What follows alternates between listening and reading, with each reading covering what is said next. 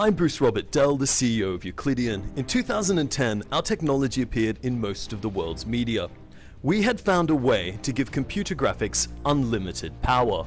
Basically, computer graphics today are made of these little flat shapes called polygons, and a lot of big companies spend a lot of money trying to have more of these little flat shapes so your graphics will look better and everything won't be quite so angular.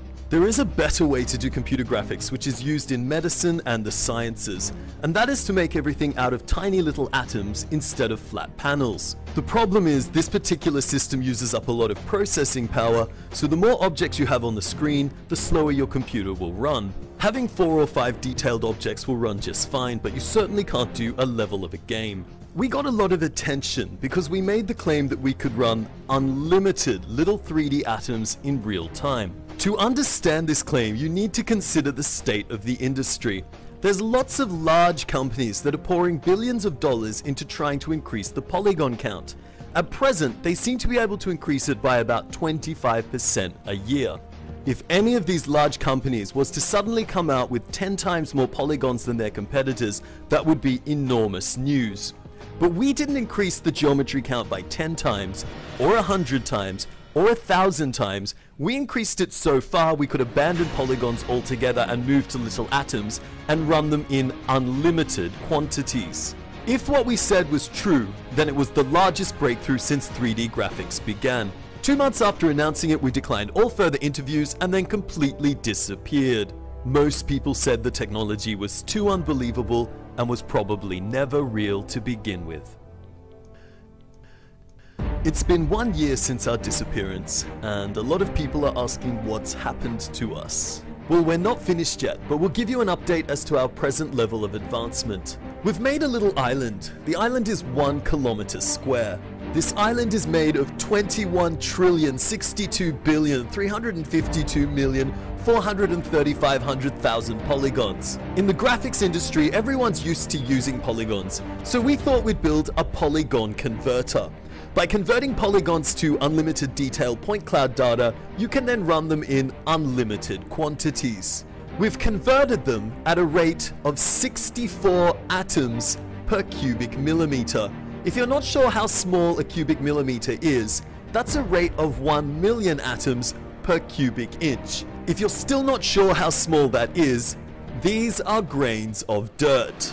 In fact, there are 15 million converted polygons in every square meter of dirt, which means in 1 cubic meter of dirt, we have more polygons than you will find in any game that doesn't use procedural generation.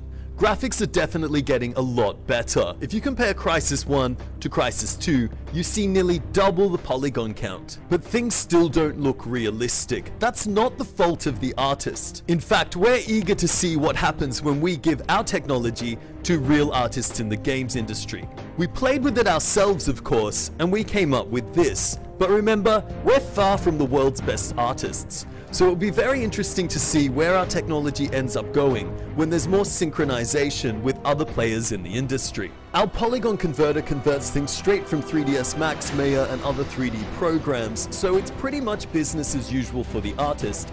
He just has total freedom now, and there is no such thing as a polygon budget.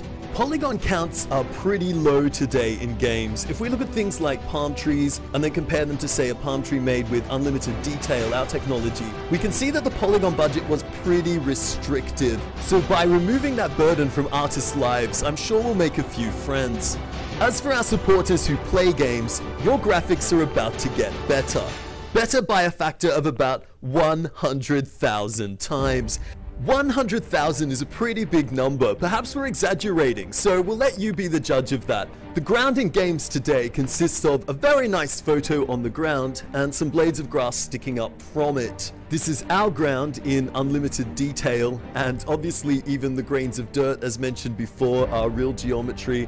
So if you look around, the leaves, the twigs, the blades of grass, all those little groundy type things are now all real. Your game environments will also be real. When I say real, I mean made of little atoms, just like our real world.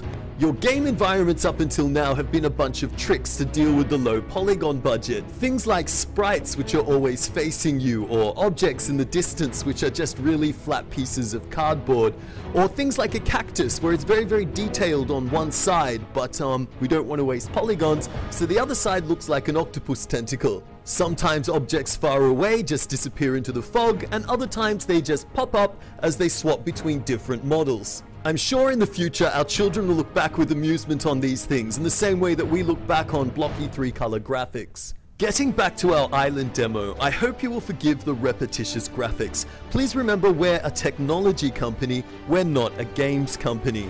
To have a look at a few individual items, if we look here at this rock, I hope you will permit me to say it looks rather real. That's because it is. It's actually been scanned in from the real world. Scanning technology that brings things in from the real world has existed for quite some time. The problem was what it produced was so high in geometry you could never use it in games. In the future, graphics will be divided into two categories: fiction and non-fiction. What we mean is, if I want to make Super Mario or a dragon or a unicorn, I can't go out into the forest, tranquilize them and laser scan them. They're not there. So I need an artist to do that. So the artwork that doesn't exist we call fiction. That means it's made by an artist. This tree is fiction. It's been made by an artist. It's not laser scanned in.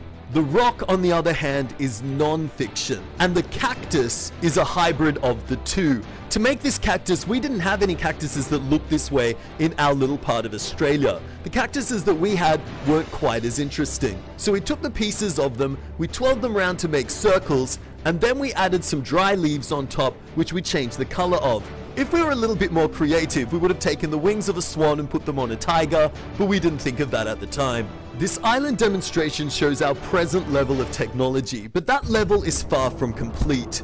For example, at present, our island has only 2 shades of shadows. Just after we made this demonstration, we progressed to having multiple shades of shadow. So in our next demonstration, you're going to find the lighting is going to look a lot better. We're also running at 20 frames a second in software, but we have versions that are running much faster than that, which aren't quite complete yet. Some months from now, our software development kit will be complete and it will be ready to be handed over to the game's developers. Until then, we're all working as hard as we can, and we hope to produce a product that our fans and supporters will find acceptable. Thank you very much for taking the time to watch this presentation.